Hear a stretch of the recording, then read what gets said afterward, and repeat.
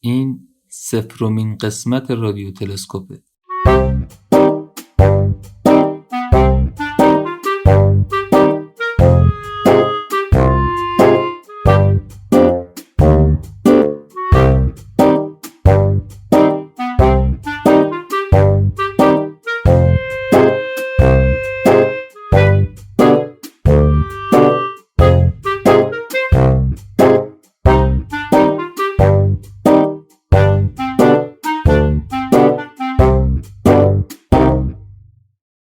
سلام، اینجا رادیو تلسکوپ و این قسمت 0میشه.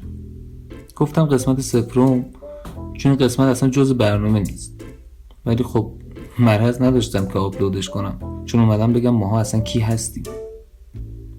خب راستش ماهی وجود نداره، چون فقط منم.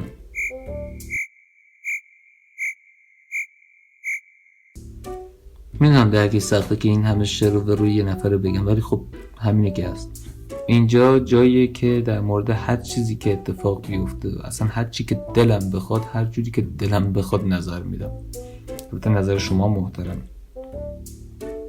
حالا چرا تلسکوپ؟ چون ما مثل ذره‌بین رو مسائل ریز نمیشیم، فقط مثل تلسکوپ بزرگش میکنیم که ببینیم چه خبره.